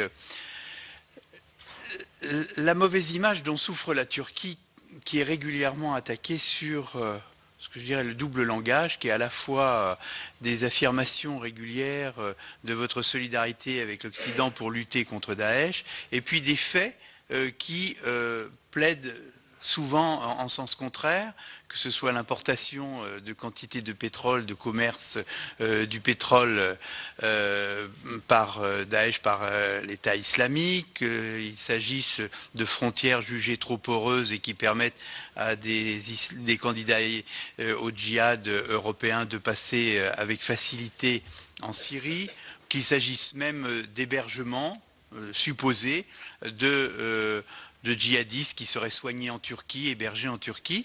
Donc je voulais savoir quelles étaient les réponses que vous pouviez apporter au Sénat sur ces éléments qui, encore une fois, nuisent à la bonne compréhension de la position turque. Et donc c'est une question sur laquelle on aimerait vous entendre. De la même manière, il y a eu hier la relance du processus de négociation à Bruxelles sur l'entrée future de la Turquie en Europe, ceci résultant d'un accord entre les Européens et la Turquie d'il y a quelques semaines, en échange de plus de vigilance vis-à-vis des réfugiés et d'une somme de 3 milliards d'euros. Le processus a donc redémarré. Le chemin est long jusqu'à ce que les 35 chapitres de négociation soient clos. Pensez-vous qu'il s'agisse d'un marché de dupes En d'autres termes, beaucoup de diplomates disent qu'il s'agit d'obtenir que la Turquie ralentisse le flux de réfugiés et on leur promet une adhésion à l'Europe qui ne viendra jamais. Quel est votre sentiment sur ce point et est-ce que la Turquie elle-même souhaite toujours entrer en Europe? Bien. Oui. Je voudrais revenir sur la dernière phrase de mon ami Christian Cambon. Est-ce que la Turquie veut vraiment revenir en Europe? J'ai entendu dire par de hauts responsables turcs que ce n'était peut-être pas ce que la Turquie voudrait à échéance plus lointaine. Mais ça, vous allez peut-être nous l'expliquer. Par contre, dans les relations avec la Russie, alors, avant, vous étiez très bien, enfin, vous étiez très d'accord avec les Russes. Par exemple, récemment, les sanctions internationales, la Turquie n'a pas voulu y participer. Et après, bon, il y a eu Sukhoi, il y a eu plein de choses. On vous a reproché, enfin, on vous reproche, certains Russes vous reprochent des bombardements. Vous avez reproché, vous, aux Russes, les bombardements sur des Turkmènes, des villages turkmènes. Aujourd'hui, qu'en est-il dans les relations économiques entre la Turquie et la Russie? Parce que finalement, vous continuez à avoir du gaz russe qui est livré, vous continuez à avoir des échanges. Alors, on parle politiquement de difficultés entre votre président, le président russe, mais sur le plan économique, on a l'impression que ça fonctionne toujours. Gilbert Roger. Oui, merci Président. Monsieur l'ambassadeur, la sincérité, la vérité, la clarté, comment est-ce qu'on peut essayer d'être sur ce terrain-là, à la fois quand on voit qu'en politique intérieure, les opposants au Parlement, d'abord, ont beaucoup de mal à s'exprimer, mais quand ils arrivent à le faire, et notamment ça a été le cas récemment d'un membre du Parti républicain du peuple qui a confié que l'État islamique pouvait continuer à se fournir en gaz sarin en Turquie. On voit bien, nous aussi, sur toutes les chaînes de télévision du monde entier, que les camions qui transportent du pétrole, et où elle est cette sincérité? Alors j'ai bien compris que vous aviez aussi des soucis avec d'avoir une vraie lutte contre Daesh. Où est votre niveau, donc, j'aimerais savoir, d'action réelle dans cette lutte? Merci.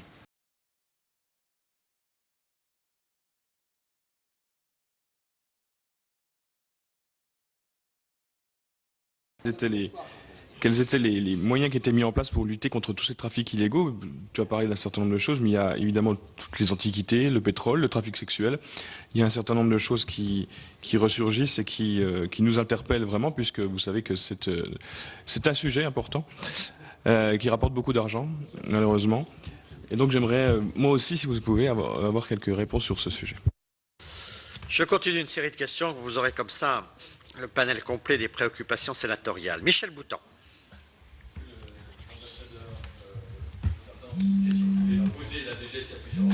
Savoir comment est-ce que la Turquie envisage de lutter contre le financement de Daesh, parce qu'on sait aujourd'hui que c'est ce qui, entre autres, lui permet de conduire ses actions. Mais plus précisément, et j'avais cette autre question également, dans l'hypothèse demain d'une intervention au sol, est-ce que la Turquie envisage d'envoyer ses troupes en Syrie? Merci. Alain Gourdac. Monsieur l'ambassadeur, je voudrais revenir. Moi, j'aime beaucoup votre pays. Bon, on n'est pas seul, je ne suis pas le seul de toute cette table. Et c'est vrai que, comme l'a dit Christian Cambon, il y a une double image, une double perception de la Turquie aujourd'hui dans le monde politique français, mais bien plus large.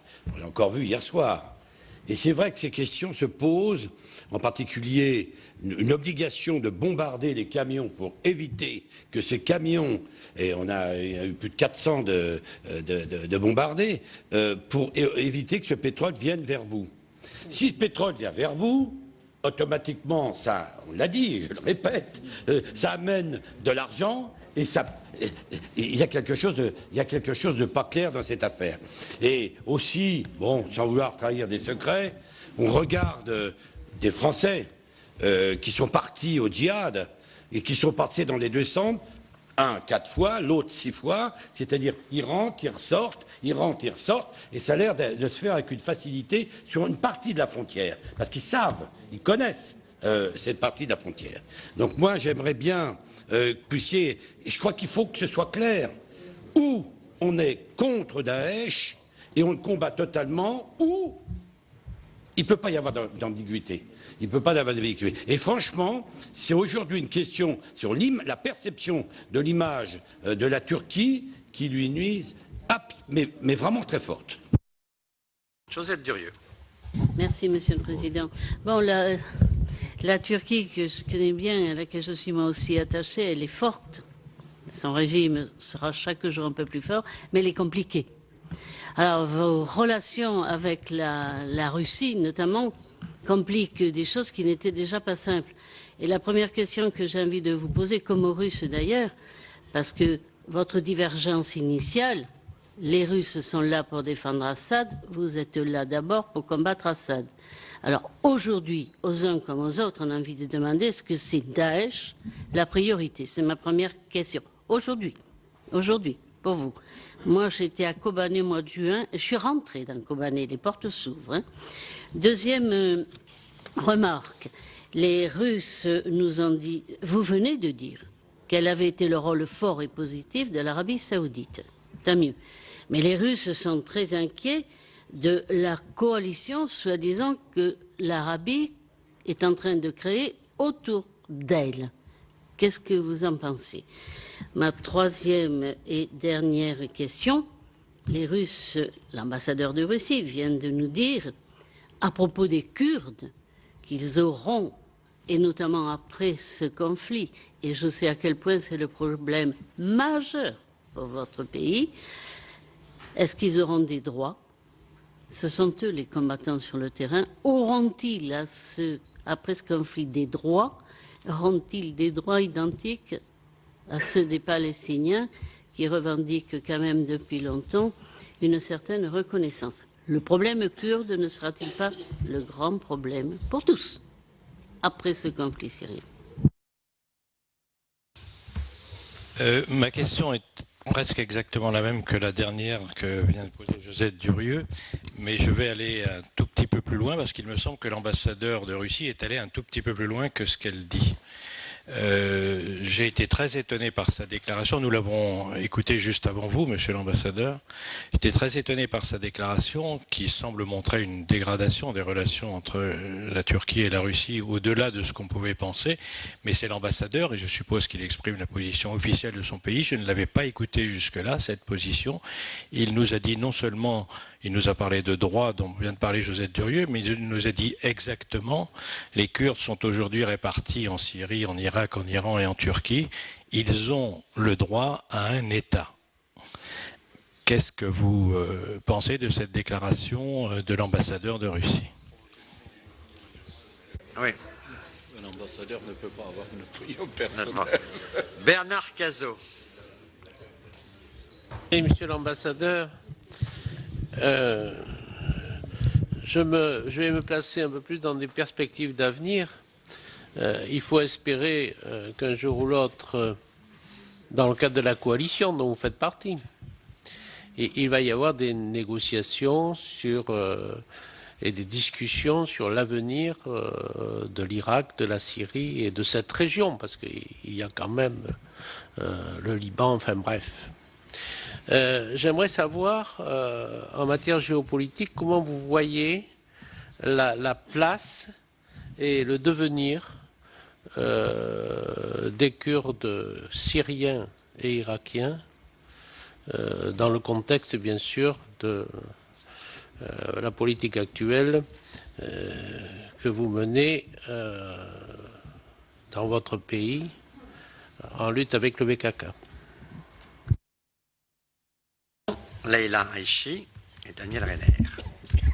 Merci Monsieur le Président. Monsieur l'ambassadeur, j'aurais une question assez simple, somme toute. Vous avez largement remis en cause la coalition internationale. Quelle serait, selon vous, la meilleure solution justement face à la crise syrienne? J'étais très intéressée sur la question kurde, mais vu le nombre de questions autour de cette question, je n'aurai pas d'autres questions. Je vous remercie. Daniel Renner. Y a-t-il, monsieur l'ambassadeur, des combattants turcs dans les rangs de Daesh? Et si oui, combien? Voilà, monsieur l'ambassadeur, votre position officielle, personnelle, sachant qu'en aparté, vous m'expliquez qu'un ambassadeur n'a pas de position personnelle. Oui. Bon. Enfin, nous avons l'habitude de passer les messages les plus difficiles en disant c'est mon opinion personnelle. Mais en fait, nous ne pouvons pas avoir d'opinion personnelle, c'est vrai. Nous n'avons pas ce luxe, malheureusement.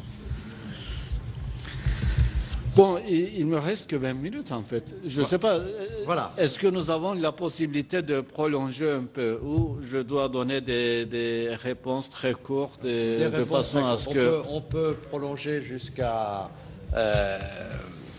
11h05, mais guère plus longtemps.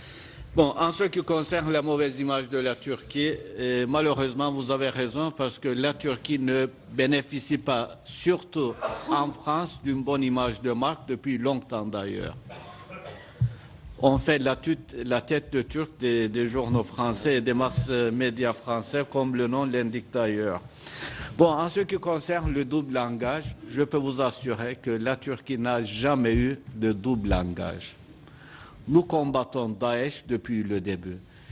Là où vous commettez une erreur, c'est que notre proposition de combattre Daesh était un peu différente de certains de nos alliés, surtout des Américains. Et le temps, malheureusement, nous a donné raison. Nous avons toujours soutenu, comme la dernière fois, j'avais expliqué que les frappes aériennes pouvaient être utiles et nécessaire, mais ce n'est pas cela qui va résoudre le problème. C'est pareil pour la France. Vous pouvez aller frapper autant que vous voulez Raqqa ou la Syrie ou l'Irak, le problème est en France. L'origine de votre problème se trouve en France, pas à Raqqa ou à Jarablus, à Mossoul. Il faut résoudre le problème politiquement à l'origine. Et nous avions dit, pour le Daesh, c'est pareil. Il faut résoudre le problème à l'origine. C'est-à-dire, si nous avons un gouvernement à Damas qui représente le pays et toutes les composantes de ce pays-là, Daesh ne peut pas trouver un terrain propice. Si nous pouvons avoir à Bagdad un gouvernement qui englobe également les sunnites, au lieu de les marginaliser, de les avoir poussés de l'armée, de l'administration, de partout, vous ne pouvez pas combattre Daesh, parce que Daesh va trouver un terrain fertile chez les sunnites qui sont désespérés aujourd'hui, qui sont marginalisés. Et ils voient en Daesh des sauveurs. Si en France, il y a une marginalisation d'une certaine partie de la société, je ne sais pas, bon, c'est à vous, bien sûr, comme politicien, de voir s'il y a des gens qui partent combattre à 3000 km pour une raison complètement stupide, c'est qu'il y a un problème en France. Donc il faut résoudre le problème à la source. C'est ce que nous avons toujours dit, c'est ce que nous avons soutenu. Nous n'avons jamais été contre les frappes aériennes, mais nous avons dit que cela ne pouvait pas résoudre le problème. Quand il s'agit de l'importation du pétrole ou la frontière poreuse pour les combattants terroristes étrangers, moi je peux vous garantir et assurer que la Turquie n'a jamais acheté et n'achète jamais de pétrole à Daesh. Et notre président a dit très clairement, s'il y a une seule preuve que Poutine peut montrer comme quoi la Turquie achète du pétrole à Daesh, je démissionne demain et j'espère que s'il n'est pas capable de montrer une seule preuve, j'espère que le président Poutine fera de même. Il est très facile de montrer des convois de pétrole à la télévision, de les bombarder en disant que ces camions vont en Turquie.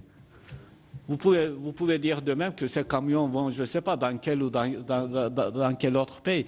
Il n'y a aucune preuve, parce que la Turquie, quand même, nous avons, notre consommation est 35 millions de tonnes par an. Et nous achetons du pétrole à tous les pays producteurs. Je ne veux pas dire qu'il n'y a pas eu de trafic de pétrole. Il y en a toujours eu et il y en aura toujours. Si il y a le pétrole qui coûte 25 $ ici et 50 $ de l'autre côté de la frontière, il y aura du trafic. L'important, c'est le volume de ce trafic. Je parle de trafic. Pendant le premier semestre de cette année, nos autorités ont mis la main sur 559 000 litres, ce qui fait à peu près 25 tankers de pétrole qui essayaient d'entrer en contrebande. Mais ce n'est pas avec des tankers que ça passe. C'est avec des tuyaux d'irrigation. On le met d'un côté de la frontière, le tuyau d'irrigation sort de l'autre côté de la frontière. Et c'est souvent les groupes kurdes qui ne le font pas Daesh.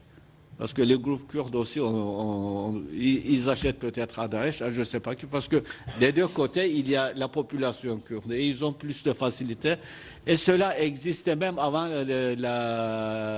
l'apparition de Daesh, si vous voulez, ce genre de contrebande de pétrole des deux côtés de la frontière. Ce n'est pas quelque chose de nouveau à Daesh. Mais ce que je peux vous dire et garantir, c'est que la Turquie n'a pas acheté un seul litre de pétrole à Daesh. Par contre, le Trésor américain, je pense que vous le savez, a fait une déclaration avec les noms des sociétés et les hommes d'affaires qui organisaient ce trafic en disant que le pétrole de Daesh était acheté par le régime de Damas avec un homme d'affaires russo-syrien par une société ESCO. Nous avons également, j'ai oublié le nom, peut-être que vous l'avez lu, vous vous rappelez du nom, Hessam quelque chose. Et il y a également des Chypriotes grecs et les Russes qui sont dans la partie grecque de Chypre, qui font également l'intermédiaire. Et le Trésor américain a expliqué que presque 95% du pétrole de Daesh allait au régime de Bachar el-Assad. Ce n'est pas nous qui le disons. Et quand il y a eu ces déclarations russes, quand ils ont attaqué la Turquie tous azimuts dans tous les sens, avec le pétrole, les soins donnés au Daesh, les Américains, le porte-parole du ministère des Affaires étrangères américain et également du Trésor ont qualifié de ridicule les affirmations ou les affirmations des Russes en disant que la Turquie achetait du pétrole. J'insiste là-dessus parce que malheureusement, ça a trouvé beaucoup d'écho dans les journaux. Et tout le monde a pensé que c'était... Ils l'ont pris comme si c'était... Je vous arrête sur un point, simplement, mais vu en France, avec les informations dont nous disposons, nous considérons comme un fait que les camions vont en Turquie. Donc c'est un point, c'est un point d'appréciation à clarifier. Écoutez, vous ne pouvez pas montrer un seul camion portant du pétrole venant de la Syrie vers la Turquie. Et si vous êtes un de vous est capable de me démontrer qu'il y a un camion portant le pétrole de Daesh et entrant en Turquie, vous pouvez aller fouiller chez DGSE, voir les autorités françaises. Et si vous me le montrez, moi également, je partirai en Turquie. Je vais laisser mes fonctions d'ambassadeur à Paris. Ce qui se faisait dans le passé et ce qui se fait peut-être actuellement, c'est que le pétrole de la région autonome du Kurdistan, de Erbil, est transporté quelques djihad. Il y a souvent le transport du pétrole par les camions. D'ailleurs, vous pouvez voir des queues ou des convois de tankers à la frontière turco-irakienne contrôlés par la région autonome de Kurdistan. C'est-à-dire, vous pouvez me montrer plein de photos, je peux vous montrer plein de photos, avec la queue des tankers qui attendent des deux côtés de la frontière, les montrer à la télévision en disant, ben voilà, les Turcs qui achètent du pétrole à Daesh. Mais ça, c'est le pétrole venant de Erbil. Il ne faut pas confondre tout. Et cela continue toujours. Nous achetons du pétrole à la région autonome de Kurdistan parce que eux, ils n'arrivent pas, ils n'ont pas d'autre sortie pour vendre leur pétrole. Excusez-moi, monsieur l'ambassadeur, ça veut dire que si on bombarde actuellement, les Américains bombardent, et la Turquie ne se plaint pas auprès des Américains et des autres qui bombardent, si ce sont vraiment vos achats et vos camions. Non, mais je parle de l'Irak, moi. Je ne parle pas de la Syrie. Ah non, l'Irak, oui. Irakien, nous l'achetons avec des tankers. Et vous pouvez, si vous me montrez, je vous le dis très clairement, allez voir la DGSE, allez voir toutes vos sources d'information. Si vous venez avec une preuve tangible et crédible comme quoi la Turquie achète du pétrole à Daesh, je vous promets que demain, je fais mes valises et je pars en Turquie. Non, non, mais c'est vrai. Bon, c'est pas notre objectif. Non, mais le problème, malheureusement, les Russes sont très doués pour la désinformation. Ils ont cette culture depuis des dizaines d'années de faire de la désinformation, de montrer des photos. Ils disent également qu'il y a la fille du président qui a construit un hôpital et qui fait soigner les militants de Daesh. Mais c'est plus qu'absurde. Mais quand vous lancez ça, les gens ont tendance à croire.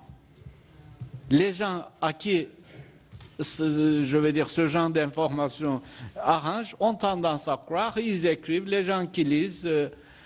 Bon, vous êtes sénateur, quand vous lisez dans les journaux les sujets que vous connaissez très bien, est-ce que vous n'avez pas l'impression parfois de dire que si les autres sujets aussi sont traités comme ça, je suis désolé, mais je n'ai pas envie de lire ces journaux.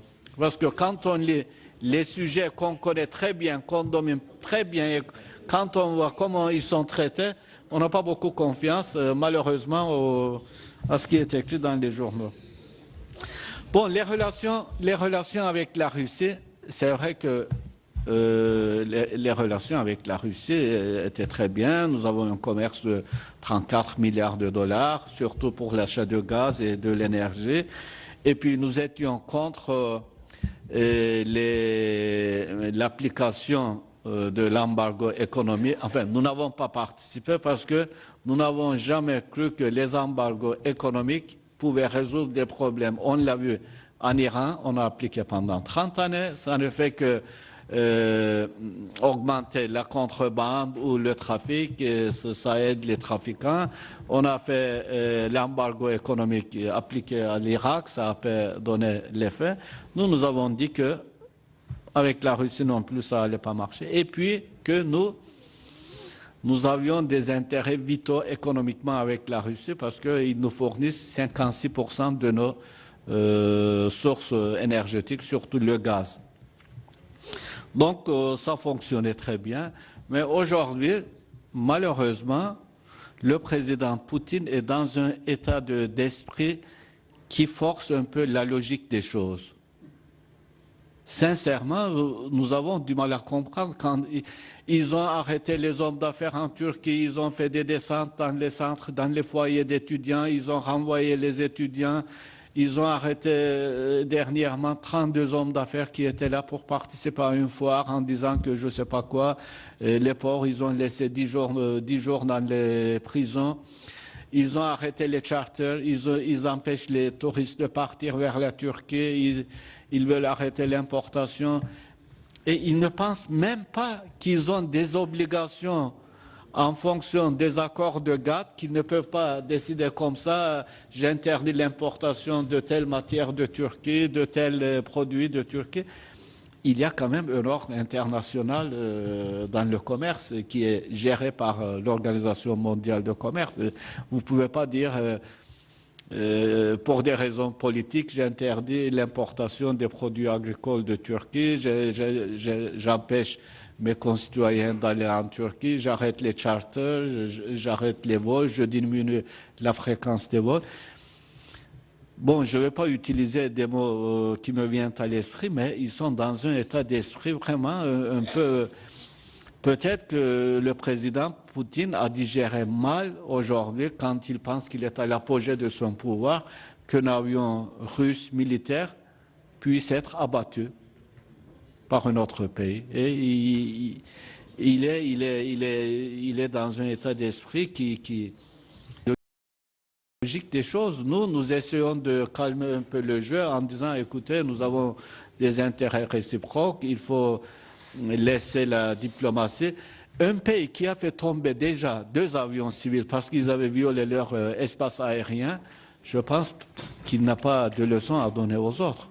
Un pays qui occupe actuellement l'est de l'Ukraine, qui a occupé la Crimée, qui a occupé l'Ossétie du Sud, l'Abkhazie, et également qui laisse pourrir la situation dans les Caucases pour ses propres intérêts, je pense qu'il n'a pas de leçon à donner aux autres. Et que malheureusement que les gens ne puissent pas prendre ce qu'ils disent pour argent comptant, parce que ils n'arrêtent pas de mentir, ils n'arrêtent pas de faire de la désinformation, et nous attendons impatiemment qu'ils se calment et qu'on se mette à table et qu'on trouve une solution à ces problèmes-là, parce que finalement, ils ont violé notre espace aérien, et puis malgré toutes les mises en garde que nous leur avions fait, ils l'ont fait. Bon, ben, le pilote a appliqué ces instructions. Bon, j'espère qu'ils vont revenir à la raison et que nous pouvons résoudre tous ces problèmes-là avec de la diplomatie, pas avec de la désinformation ou en envoyant des... L'autre jour, il parlait que peut-être on pouvait prévoir l'usage des armes nucléaires, tout ça, mais c'est pour ça que je dis qu'ils ont un peu... Ils ont perdu la raison, je pense. Bon, on dit que les opposants... Ah oui, le Georges Aswani, le nom de la personne qui organise le trafic de pétrole, celui qui a la citoyenneté russe et syrienne. On produit du gaz sarin en Turquie pour l'usage de Daesh, que les opposants au Parlement ont du mal à s'exprimer. Écoutez, au Parlement turc, vous avez même la branche politique du PKK qui s'exprime. La branche politique du PKK aujourd'hui, c'est-à-dire, disons, le PKK, est au Parlement et ils s'expriment et ils disent tout ce qu'ils veulent. Moi, j'ai du mal à comprendre comment on peut dire que les opposants en Turquie ne peuvent pas s'exprimer au Parlement. Les trafics sexuels, antiquités, pétrole, bon, écoutez, sincèrement, je ne sais pas s'il y a un trafic sexuel ou... Le trafic d'antiquités, c'est vrai, mais il faut voir quel est le marché. Ce n'est pas en Turquie que ça vient, ce trafic, ça vient en Europe.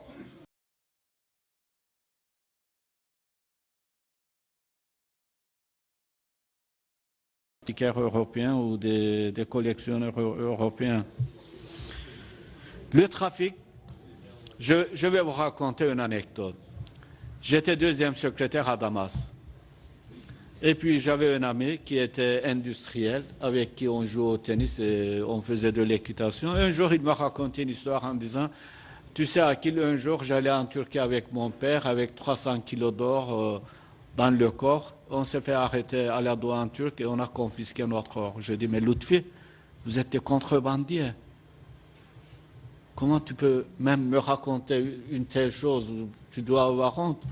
Il me dit, écoute, Akil, vous, les Turcs, vous avez un peu la tête dure et vous ne comprenez rien au commerce. S'il y a un produit qui coûte 10 $ ici et 30 $ de l'autre côté de la frontière, rien ne peut empêcher ce produit de traverser la frontière, que ce soit la frontière ou autre chose. Ça, il me dit, je te fais une leçon de commerce gratuitement, mais tu dois savoir que ce produit va trouver un chemin pour passer de ce côté-là à l'autre côté, d'une façon ou de l'autre. Tu peux l'appeler la contrebande, tu peux l'appeler le commerce, tu peux l'appeler le commerce illicite, mais ce produit passera à l'autre côté à 100%. Il va trouver les moyens. Bon, les trafics, c'est vrai qu'il doit y avoir un trafic. Moi, je ne suis pas là pour prétendre que la frontière est opaque et que personne ne peut passer, aucune marchandise ne peut pas. Il y aura toujours du trafic. Comme il y en a eu à Marseille, et comme il y en a aujourd'hui avec la drogue, il y a toujours malheureusement, mais ça c'est une vérité que nous devons encore malheureusement accepter. La lutte contre le financement de Daesh, j'ai lu, je ne sais pas si c'est vrai, parce que j'ai lu dans les journaux, que le financement de Daesh, le pétrole ne représentait qu'une partie minime du financement de Daesh, c'est plutôt la collecte des impôts ou l'argent qu'il trouvait sur le terrain dans les banques qui faisaient le financement de Daesh. Je ne sais pas, sincèrement, mais je peux vous dire que la Turquie ne peut et n'a jamais participé au financement de Daesh. L'intervention au sol, s'il y a la coalition internationale avec une décision internationale qui intervient au sol, nous avons dit officiellement que la Turquie va participer à cette opération terrestre en même temps que ses alliés. Bon, je vais venir au problème kurde. D'abord, quand je parle du problème kurde, moi, je parle du problème régional. Et il faut distinguer le problème kurde et le PKK. Et j'ai dit hier également, j'étais à la mairie de Neuilly, il ne faut jamais faire l'amalgame entre les Kurdes et le PKK. C'est comme si aujourd'hui, moi je disais, en France, la France combat les musulmans. C'est parce que vous combattez le Daesh, ou les militants de Daesh qui sont d'origine française, ou de croyances musulmanes. On fait l'amalgame en disant, aujourd'hui, la France a lancé la guerre contre ses concitoyens musulmans. Je vous assure, à 100%, ça revient à la même chose de dire que les Turcs mènent la guerre contre les Kurdes. En Turquie, nous avons le même système qu'en France. Nous avons le concept de citoyenneté. Quand je dis je suis turc, ça ne veut pas dire cela ne représente pas une appartenance ethnique, mais un concept de citoyenneté. Nous avons 28 différentes ethnicités. Il ne faut pas penser que d'un côté, il y a 70 millions Turcs ethniques, et de l'autre côté, il y a 10 millions de Kurdes, et les Turcs sont en train d'oppresser les Kurdes. Les Kurdes ont tous les mêmes droits que les autres citoyens turcs. Ils sont au Parlement, ils sont au gouvernement, ils sont présidents, ils sont le chef des armées turques. Vous trouvez les Kurdes partout dans toutes les composantes de la société, comme vous trouvez les Normands, les Bretons, les Corses en France. Donc, d'abord, il faut faire cette distinction très nette entre les Kurdes et le PKK. La Turquie combat le PKK, qui est à l'origine de la mort de 40 000 de nos concitoyens. Ce n'est pas peu de choses, vous savez. Vous avez vu la réaction du peuple français quand il y a eu une journée d'attentat avec 130 morts, l'état d'urgence, le changement constitutionnel, le changement du code pénal. Vous voyez tout de suite la nation, la société qui commence à réagir. Nous en souffrons. De loin, il est très facile de donner des leçons. Mais quand ça arrive chez vous, vous voyez que les choses ne sont pas aussi faciles à gérer qu'on voit de loin. J'espère qu'aucun pays n'aura à lutter contre le terrorisme parce que c'est le fléau de notre siècle et malheureusement c'est une guerre asymétrique qui est utilisée par certains pays comme un moyen diplomatique, comme un moyen de pression diplomatique sur d'autres pays. Voilà, vous avez donc pu suivre l'audition de ces deux ambassadeurs, l'ambassadeur russe en France, Alexandre Orlov, et l'ambassadeur turc en France, tous les deux bien sûr interrogés sur les relations franco-russo-turques et la crise irako-syrienne. Vous pouvez revoir bien sûr ce programme sur notre site internet publicsénat.fr.